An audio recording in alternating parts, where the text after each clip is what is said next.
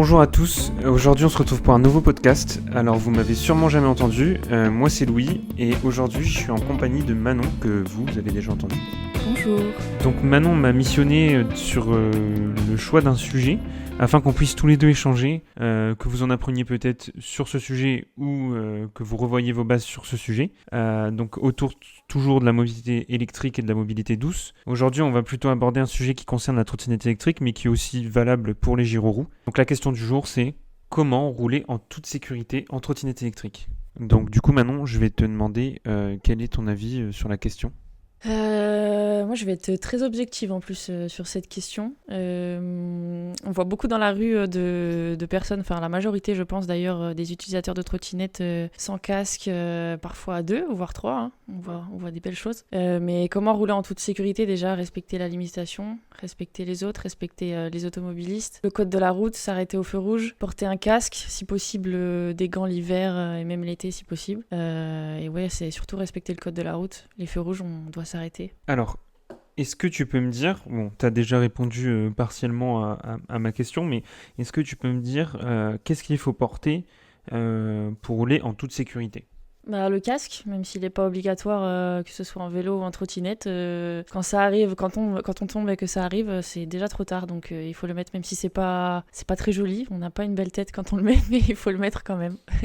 Et si possible, un casque intégral, on peut aussi en avoir pour protéger le menton, mais ça c'est un peu plus compliqué à trouver pour la trottinette. Ok, très bien. Donc toi, c'est uniquement ce que tu porterais pour pouvoir pratiquer la trottinette électrique. Bah, ce que j'ai dit tout à l'heure, ouais, des gants. Moi, je porte des gants et un casque. Après, genouillère, coudière, c'est toujours un plus dans tous les cas. Et l'été, je sais qu'on est souvent pas déshabillé, mais avec un peu moins de couches que l'hiver. Et je pense qu'il faut quand même garder une grosse couche, mettre un gros manteau, même l'été, pour garder une épaisseur si on tombe. T'as peut-être juste oublié de mentionner un point, un équipement que souvent on oublie, donc c'est assez normal, c'est le gilet jaune, le gilet réfléchissant. Ah oui.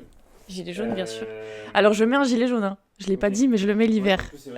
C'est vrai, tu peux en attester. Bah, c'est vrai que surtout l'hiver, comme Manon vient de le dire, on en a vraiment besoin parce que la lumière, enfin le jour tombe assez rapidement. Et c'est vraiment là, entre 18 et 19 heures, où la visibilité des automobilistes est plus réduite. Alors peut-être que nous, on va le voir, mais lui va moins nous voir.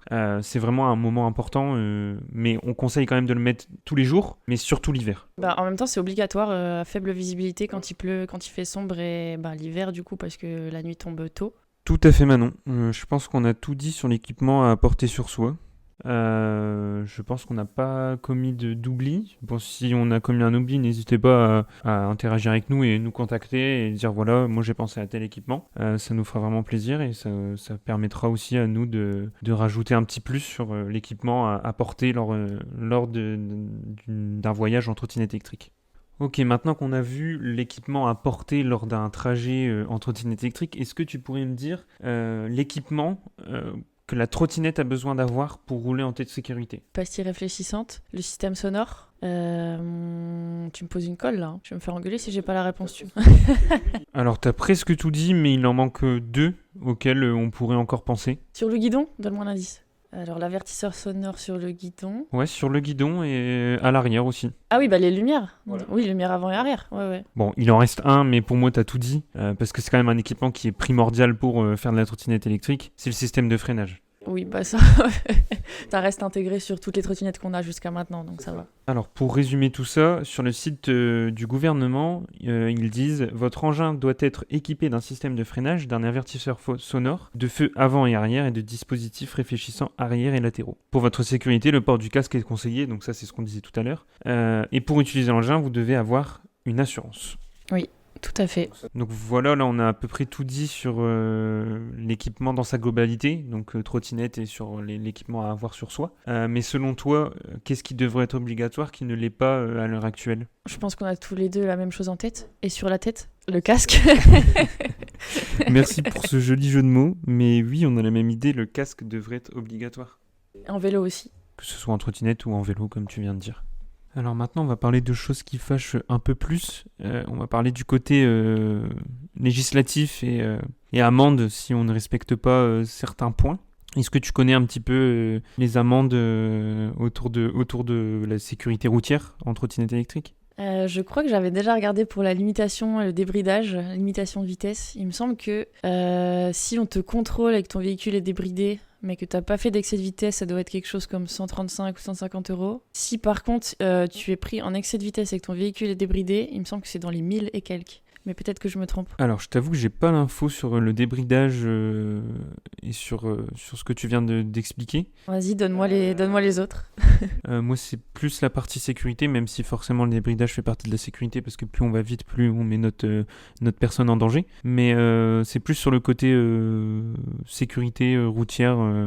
Sur le site du gouvernement, on peut retrouver plusieurs types de sanctions. Donc là, par exemple, en prenant le cas de Paris, donc à Paris, le stationnement sur les trottoirs des trottinettes en libre-service est interdit. Pour cette infraction, vous risquez une amende de 49 € et les frais de fourrière seront également à notre charge. Donc là, on parle ici des trottinettes en libre-service, ce qui nous concerne un peu moins, mais c'est toujours bon à savoir. Ensuite, si on roule en dehors des zones autorisées, on risque 135 € d'amende. Ensuite, si on transporte plusieurs personnes en même temps et qu'on ne respecte pas cette obligation, on risque une sanction de 135 € d'amende. Alors du coup, ça me fait penser, je vais faire une petite aparté. L'âge minimum pour montrer sur une trottinette. 14 ans.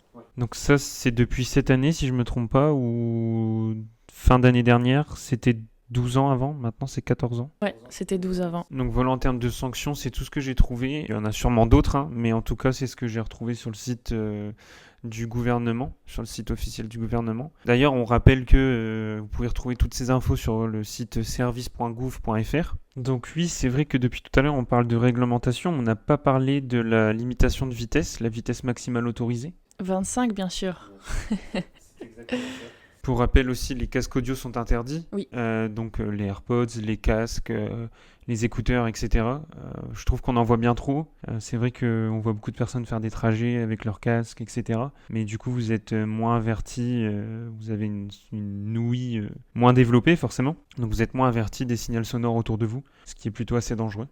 Bon, après, du coup, comme on l'utilisait tout à l'heure sur les sanctions, les trottoirs sont interdits sous peine de sanction, 135 € d'amende. Et aussi, il y a quelque chose en ce moment qui fait parler, c'est au niveau des feux rouges. Est-ce que maintenant tu sais nous en dire plus? Est-ce que tu as vu passer l'information? Est-ce que tu es au courant de ce qui se passe autour de ces fameux feux rouges? C'est mon sujet préféré. C'est le panneau M12. C'est ça. Ouais, c'est un panneau qui existe depuis 2010 dans pas mal de villes en France qui, à la base, était uniquement pour les cyclistes. Et c'est vrai que moi, je fais du vélo et de la trottinette en même temps.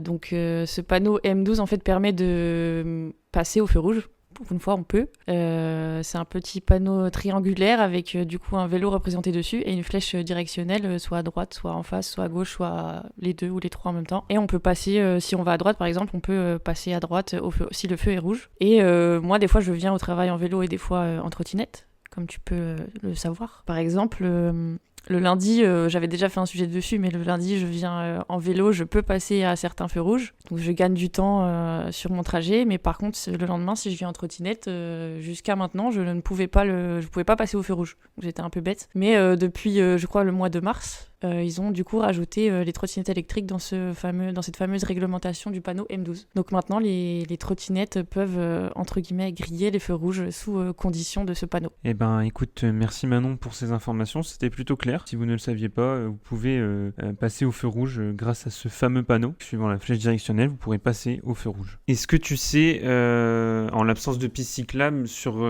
quelle zone on peut circuler? Sur la route, j'imagine. Oui. Okay. Parce qu'on ne peut pas aller sur le trottoir. Et je vois rien d'autre que la route. Alors, donc du coup, ouais, les routes, mais uniquement les routes, donc on parle en agglomération, c'est vrai que j'ai oublié de préciser, on est en agglomération. Ouais. Les routes dont la vitesse maximale autorisée est de 50 km/h. Oui. Au-delà, c'est pas possible. Et ensuite, il y a les aires piétonnes zones, donc situées en agglomération et réservées à la circulation des piétons, à condition de rouler à une allure modérée de 6 km/h et de ne pas gêner les piétons. Ok, 6 km/h, c'est à pied, quoi, du coup. Voilà, okay. C'est relativement ça, Sauf ouais. À Lille le week-end, quand on peut pas circuler ouais. et que c'est interdit au vélo et aux trottinettes. C'est ça. Donc du coup, comme tu disais, la circulation sur les trottoirs est interdite, sauf si le maire l'autorise. Dans ce cas, vous devez circuler à une allure modérée de 6 km/h et ne pas gêner les piétons. Donc, comme on disait tout à l'heure. Ce qui est logique. Ouais. Et du coup, par contre, en dehors de l'agglomération, est-ce que tu sais les zones où on peut circuler ? Alors c'est sur la route aussi, mais la limitation, ça doit être 70, j'imagine, même pas. Alors si, c'est même plus. Plus 90 ? Non, c'est entre les deux du coup. 80. Ouais.